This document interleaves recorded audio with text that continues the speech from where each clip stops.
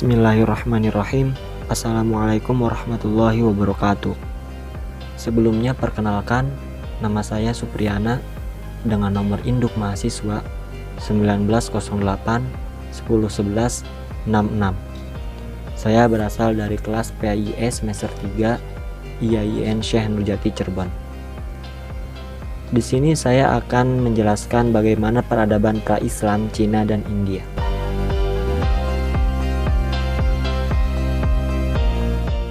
Peradaban Cina sebelum masa keislaman. Sejarah Tiongkok adalah salah satu sejarah kebudayaan tertua di dunia. Dari penemuan arkeologi dan antropologi, daerah Tiongkok telah didiami oleh manusia purba sejak 1.700.000 tahun yang lalu. Peradaban Tiongkok berawal dari berbagai negara kota di sepanjang lembah Sungai Kuning pada zaman Neolitikum. Sejarah tertulis Cina dimulai dari masa dinasti Shang, yaitu pada tahun 1750 sampai 1045 sebelum Masehi. Hal ini antara lain ditandai dengan ditemukannya tulisan kuno pada tempurung kura-kura yang memiliki penanggalan radiokarbon hingga 1500 sebelum Masehi. Kekaisaran Cina sebelum masa keislaman. Yang pertama ada dinasti Xia, yaitu pada tahun 2100 sampai 1600 sebelum Masehi. Dinasti Xia adalah dinasti pertama yang diceritakan dalam catatan sejarah seperti catatan sejarah agung dan sejarah bambu. Dinasti ini didirikan oleh Yu Yang Agung. Yang kedua ada dinasti Shang, yaitu pada tahun 1500 sampai 1027 sebelum Masehi. Dinasti ini merupakan dinasti Cina asli yang tumbuh dan berkembang di sekitar lembah Sungai Kuning.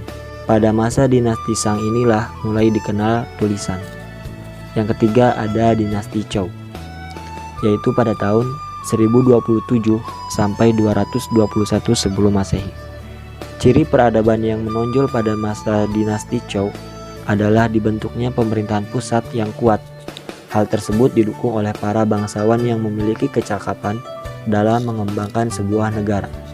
Zaman dinasti Zhou ditandai juga oleh kemajuan kreativitas intelektual serta berkembangnya ajaran filsafat. Berikut adalah ajaran filsafat yang mereka kembangkan. Yang pertama ada Konfusianisme, Taoisme, Mohisme, Sofisme, dan yang terakhir yaitu individualisme. Dinasti Qin, yaitu pada tahun 211 sampai 206 sebelum Masehi. Dinasti Qin berhasil menyatukan Tiongkok yang terpecah menjadi beberapa kerajaan pada periode negara perang melalui serangkaian penaklukan terhadap kerajaan-kerajaan lain. Dengan penaklukan terakhir adalah terhadap kerajaan Qi pada sekitar tahun 221 sebelum Masehi. Yang kelima ada dinasti Han, yaitu pada tahun 206 sebelum Masehi sampai 210 Masehi. Dinasti Han didirikan oleh Liu Bang, seorang petani yang memimpin pemberontakan rakyat dan meruntuhkan dinasti sebelumnya. Dinasti Utara dan Selatan, yaitu pada tahun 420 sampai 589 Masehi. Zaman ini merupakan masa perang saudara dan perpecahan politik, walaupun juga merupakan masa berkembangnya seni dan budaya, kemajuan teknologi, serta penyebaran agama Buddha dan Taoisme. Yang terakhir ada dinasti Sui, yaitu pada tahun 589 sampai 618 Masehi. Dinasti Sui berhasil mempersatukan kembali Tiongkok pada tahun 589 Masehi dengan penaklukan Yang Jian, pendiri dinasti Sui, terhadap dinasti Chen di selatan. Agama dan kepercayaan. Yang pertama ada Konghucu, yang kedua ada Tao, dan yang ketiga ada Buddha. Kepercayaan masyarakat Cina bercorak politeisme, yaitu bentuk kepercayaan yang mengakui adanya lebih dari satu Tuhan atau menyembah banyak dewa.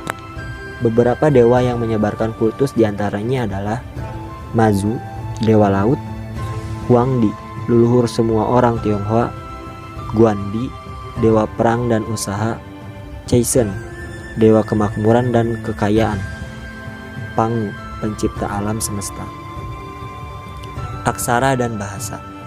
Aksara Han atau aksara Tionghoa adalah aksara morfemis yang digunakan dalam penulisan bahasa Tionghoa dan beberapa bahasa Asia.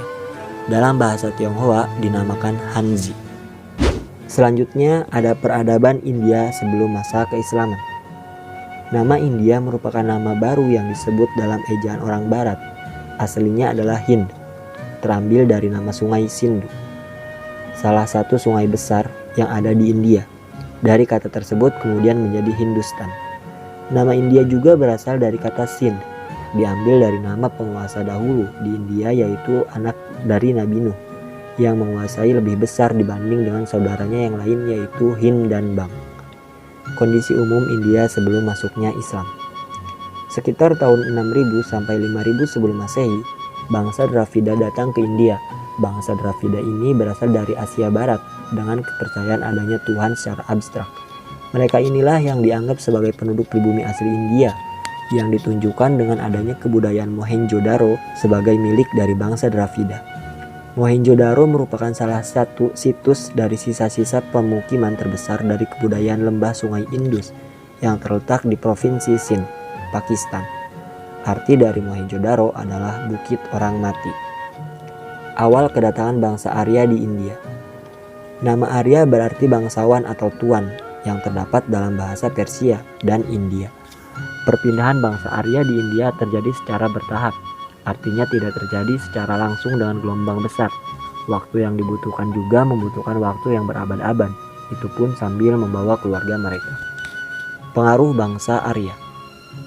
Kedatangan bangsa Arya di India telah memberi pengaruh besar dalam sejarah perkembangan bangsa India itu sendiri. Bangsa Dravida yang sebelumnya telah menempati India telah memberi 3 reaksi pasca serangan bangsa Arya. Kelompok pertama adalah mereka yang menolak kedatangan bangsa Arya dengan memberi perlawanan sampai mati. Kelompok kedua yaitu mereka yang akhirnya menyingkir ke daerah selatan, Deccan dan Bihar. Kelompok ketiga adalah yang kemudian melakukan asimilasi dengan bangsa Arya yang kemudian melahirkan budaya baru. Perkembangan kerajaan-kerajaan di India sebelum masa keislaman. Kerajaan Maurya. Kerajaan Maurya didirikan oleh Chandragupta Maurya pada tahun 327 sebelum Masehi dengan ibu kota kerajaannya yang bertempat di Patalipta. Kerajaan Gupta. Kerajaan ini dibangun oleh Chandragupta I yang berpusat di Sungai Gangga. Wilayahnya meliputi hampir seluruh India Utara. Zaman kerajaan Gupta dianggap sebagai masa keemasan. Kerajaan Asoka. Kerajaan Asoka didirikan oleh Asoka yang Agung. Asoka yang Agung adalah penguasa kekaisaran Maurya Gupta dari tahun 273 sampai 232 sebelum Masehi. Seorang penganut agama Buddha, Asoka menguasai sebagian besar anak benua India dari apa yang sekarang disebut Afghanistan sampai Bangladesh dan di selatan sampai sejauh Mysore. Kerajaan Andhra. Kerajaan Andhra merupakan salah satu kerajaan yang muncul dalam Mahabharata, diperintah oleh para raja yang tidak menganut kebudayaan Veda. Kerajaan ini berada di wilayah India Selatan. Kerajaan Parti. Raja yang terkenal dari bangsa Parti ialah Gondopares. Menurut berita, raja inilah yang membawa agama Kristen ke tanah India. Kerajaan Kusan. Kerajaan Kusan adalah negara yang didirikan pada awal abad ke-1 Masehi oleh Kujula Kadphises di daerah Baktria kuno di sekitar sungai Oxus atau Amudarya. Kerajaan Magadha. Kerajaan Magadha merupakan kerajaan yang diperintah oleh raja-raja yang bukan berasal dari kebudayaan Weda, agama-agama di India pra-Islam. Menurut Bouquet, periode agama-agama di India adalah sebagai berikut. Yang pertama ada periode agama primitif atau prahistori yang masih belum terungkap secara jelas. Yang kedua ada periode agama bangsa Dravida yang dibuktikan dengan budaya kota kuno sekitar tahun 2000 sebelum Masehi. Orang Dravida belum mengenal konsep patung dewa, yaitu dewa yang diwujudkan dalam bentuk patung manusia dan makhluk lainnya. Yang ketiga ada periode Veda, yaitu pada tahun 1500 sampai 800 sebelum Masehi. Kitab Veda ditulis dalam bahasa Sanskerta. Yang keempat ada periode epos Brahmani, yaitu pada tahun 800 sampai 500 sebelum Masehi. Masa ini adalah masa proses pelembagaan Hinduisme. Yang kelima ada periode filosofis, yaitu pada tahun 500 sampai 100 sebelum Masehi. Periode filosofis merupakan masa lahir dan berkembangnya aliran Buddha dan Jaina. Kemudian periode selanjutnya adalah periode inkarnasi, invasi Islam, kaum Bakti, dan masuknya bangsa Eropa. Aksara dan bahasa. Aksara Kharoshthi adalah sebuah aksara yang dahulu digunakan di Gendara, kini Afghanistan dan Pakistan, untuk menulis bahasa Prakrta Gandhari dan bahasa Sanskerta. Kemudian ada juga kerabatnya yaitu aksara Brahmi. Aksara Brahmi berkembang pada pertengahan milenium pertama sebelum Masehi.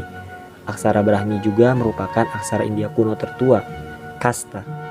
Di India terdapat 4 kasta, yaitu Brahmana, Imam atau cendekiawan, Ksatria, yaitu prajurit atau pejuang, Waisya, yaitu pedagang, dan terakhir adalah Sudra, yaitu pekerja atau petani.